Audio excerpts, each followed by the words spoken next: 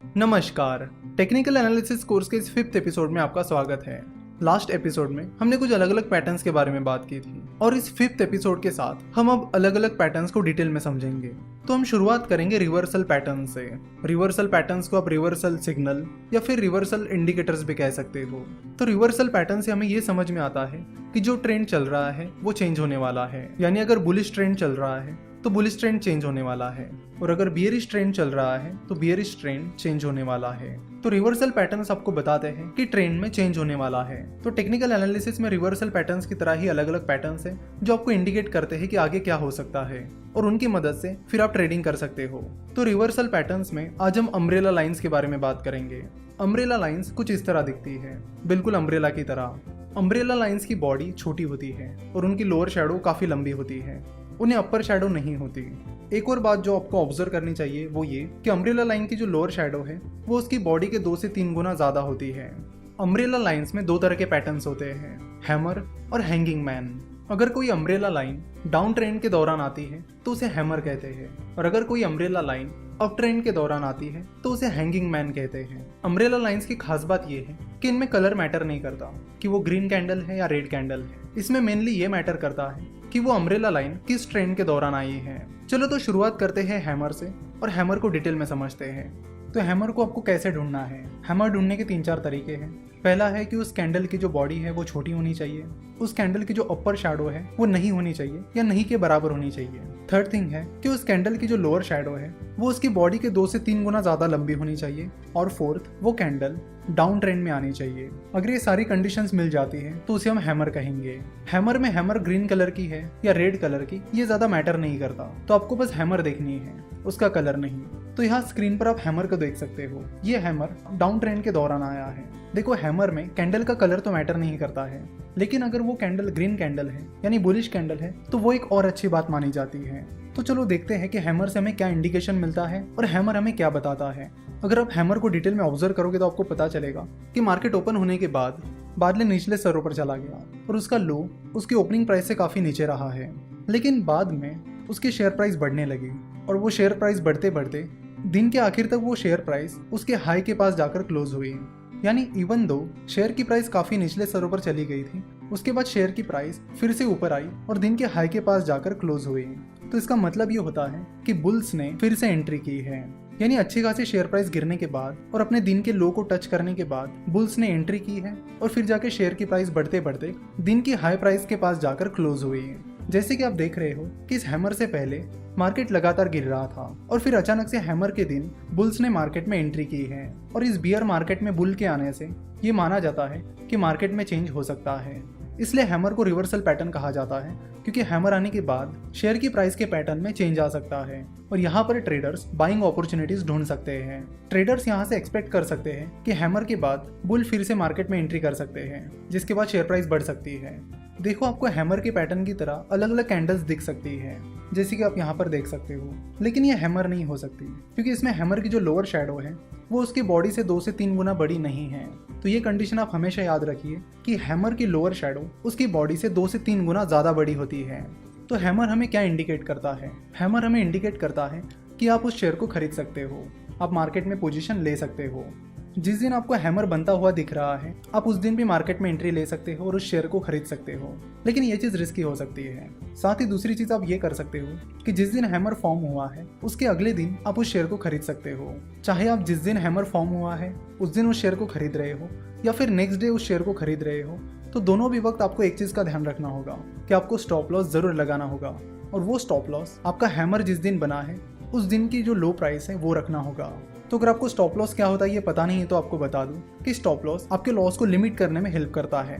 जैसे कि मान लीजिए आपने 100 रुपीज़ में कोई शेयर खरीद लिया है और आपने 98 रुपीज़ का स्टॉप लॉस लगा दिया है, तो जैसे ही शेयर प्राइस गिरने लगेगी और 98 रुपीज़ तक पहुंच जाएगी आपके शेयर्स ऑटोमेटिकली सेल हो जाएंगे। तो आगे चलकर अगर वो शेयर 98 रुपीज़ से भी नीचे चला जाता है तो भी आपको उससे फर्क नहीं पड़ेगा, क्योंकि आपके शेयर्स बिक चुके हैं और आपको 2 रुपए पर शेयर का लॉस हुआ है। तो स्टॉप लॉस आपको लॉसेस को लिमिट करने में हेल्प करता है, और ट्रेडिंग करते वक्त स्टॉप लॉस कंपलसरी होता है, आपको स्टॉप लॉस यूज करना ही करना है।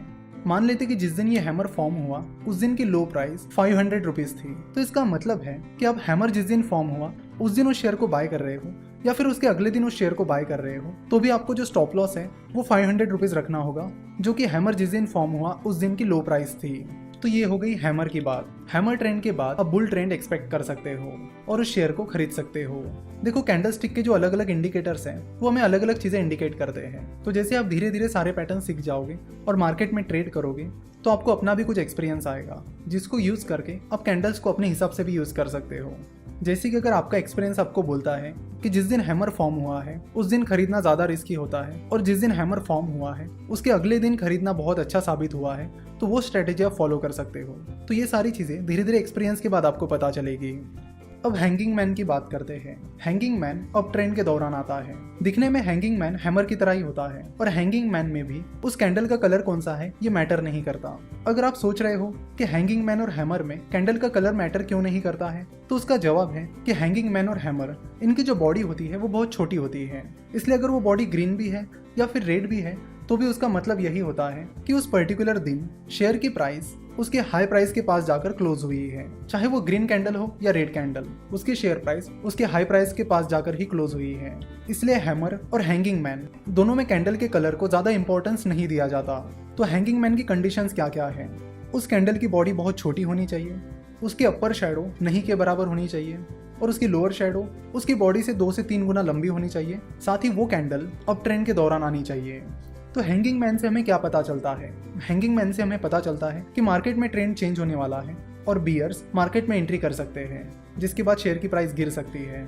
चलो तो हैंगिंग मैन की कैंडल को देखते हैं। जैसे कि हमें पता है हैंगिंग मैन अब ट्रेंड के दौरान आता है, यानी हैंगिंग मैन आने से पहले बुलिश मार्केट चल रहा है, जिसमें शेयर की प्राइस लगभग हर दिन बढ़ती जा रही है। और उस बुलिश ट्रेंड के बीच अगर हैंगिंग मैन आता है तो उससे हमें समझ में आता है कि बियर्स ने मार्केट में एंट्री कर ली है।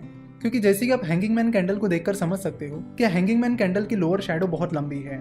इसका मतलब है कि उस दिन बियर्स ने मार्केट में एंट्री कर ली थी, शेयर प्राइस काफी गिरी थी, लेकिन बियर्स मार्केट में वो मोमेंटम बनाए नहीं रख पाए और दिन के आखिर तक शेयर प्राइस उसके हाई प्राइस के पास जाकर क्लोज हुई। तो यहाँ पर पॉइंट आउट करने वाली चीज ये है कि उस अप ट्रेंड के बीच ये हैंगिंग मैन आ गया जिस दिन शेयर की प्राइस काफी ज्यादा गिर गई थी, यानी बियर्स ने उस दिन एंट्री कर ली थी। तो हैंगिंग मैन के बाद उस स्टॉक में सेलिंग अपॉर्चुनिटीज मिलती है, यानी हैंगिंग मैन पैटर्न के बाद आप उस स्टॉक में शॉर्ट सेलिंग कर सकते हो। अब ये शॉर्ट सेलिंग क्या होती है और कैसे काम करती है? सो जब आपको लगता है कि कोई स्टॉक गिर सकता है, तब आप उसमें शॉर्ट सेलिंग करके प्रॉफिट कमा सकते हो। शॉर्ट सेलिंग में जब शेयर की प्राइस गिरती है तब आपको प्रॉफिट होता है। नॉर्मली हम देखते हैं कि जब आप शेयर खरीदते हो और उसे ऊंची प्राइस पर बेचते हो तब आपको प्रॉफिट होता है, लेकिन शॉर्ट सेलिंग में उसके उल्टा होता है, यानी जब शेयर की प्राइस गिरेगी तब आपको प्रॉफिट होगा। तो हैंगिंग मैन पैटर्न के बाद शॉर्ट सेलिंग की अपॉर्चुनिटीज तैयार होती है, क्योंकि हैंगिंग मैन पैटर्न ये इंडिकेट करता है कि वहां से आगे शेयर प्राइस गिर सकती है। तो जब हैंगिंग पैटर्न फॉर्म होता है तो उस दिन आप उस स्टॉक में शॉर्ट पोजीशन ले सकते हो, या फिर आप उसके अगले दिन शॉर्ट पोजीशन ले सकते हो। अगेन स्टॉप लॉस लगाना कंपलसरी है, और हैंगिंग मैन पैटर्न के बाद जो आप शॉर्ट पोजीशन लोगे उसमें आपका स्टॉप लॉस जिस दिन हैंगिंग मैन पैटर्न फॉर्म हुआ है उस दिन की हाई प्राइस रहेगी। तो हैमर और हैंगिंग पैटर्न दोनों भी एक दूसरे के अपोजिट है। हैमर पैटर्न के बाद उस स्टॉक में बाइंग अपॉर्चुनिटीज निकल कर आती है, वही हैंगिंग मैन पैटर्न के बाद उस स्टॉक में शॉर्ट सेलिंग अपॉर्चुनिटीज निकल कर आती है। हैमर में जो स्टॉप लॉस होता है वो जिस दिन हैमर फॉर्म हुआ है उस दिन की लो प्राइस होती है। वही हैंगिंग मैन के बाद जो शॉर्ट पोजीशन आप लेते हो उसका स्टॉप लॉस जिस दिन हैंगिंग मैन फॉर्म हुआ है उस दिन की हाई प्राइस रहती है। आप अपने रिस्क कैपेसिटी के अनुसार या तो जिस दिन हैंगिंग मैन पैटर्न फॉर्म हुआ है उसी दिन शॉर्ट पोजीशन ले सकते हो, या फिर उसके अगले दिन शॉर्ट पोजीशन ले सकते हो। धीरे धीरे एक्सपीरियंस के बाद आपको पता चल जाएगा कि आपको क्या चीज़ ज़्यादा सूट कर रही है। हैमर पैटर्न के बाद बुलिश ट्रेंड आएगा कि नहीं, ये चेक करने के लिए आप एक और चीज़ कर सकते हो। अगर आप बहुत कम रिस्क लेना चाहते हो तो आप ये चीज़ कर सकते हो कि हैमर के अगले दिन की क्लोजिंग प्राइस को आप हैमर जिस दिन फॉर्म हुआ है उस दिन की क्लोजिंग प्राइस से कंपेयर कर सकते हो। अगर हैमर जिस दिन फॉर्म हुआ है उसके अगले दिन की क्लोजिंग प्राइस हैमर के दिन की क्लोजिंग प्राइस से ज़्यादा है, तो उससे हमें और एक इंडिकेशन मिलेगा कि मार्केट सही में ऊपर की ओर जा रहा है। तो इस तरह की चीज़ें भी आप कर सकते हो। सिमिलरली आप हैंगिंग मैन पैटर्न के दिन और हैंगिंग मैन पैटर्न के अगले दिन की क्लोजिंग प्राइस को कंपेयर कर सकते हो। अगर हैंगिंग मैन जिस दिन फॉर्म हुआ है उसके अगले दिन की क्लोजिंग प्राइस जिस दिन हैंगिंग मैन फॉर्म हुआ है उस दिन की क्लोजिंग प्राइस से कम है, तो उससे आप पता कर सकते हो कि बेयरिश ट्रेंड सही में शुरू हो रहा है। तो इस तरह के कंफर्मेशन कॉल्स भी आप ले सकते हो। आशा करता हूँ कि आपको हैमर और हैंगिंग मैन ये दोनों भी पैटर्न अच्छे से समझ में आए होंगे। तो अब आपको पता चल गया होगा कि हैमर और हैंगिंग मैन पैटर्न को कैसे इस्तेमाल किया जाता है, वो क्या इंडिकेट करते हैं, और उन पैटर्न्स के बाद हमें कौन सी पोजीशन मार्केट में लेनी चाहिए। नेक्स्ट एपिसोड में हम ऐसे ही और पैटर्न्स के बारे में बात करेंगे जिनसे आपको अलग अलग इंडिकेशंस मिलेंगे और मार्केट में पोजीशन लेने की अपॉर्चुनिटीज मिलेगी। आशा करता हूँ कि आपको आज का ये एपिसोड पसंद आया हो।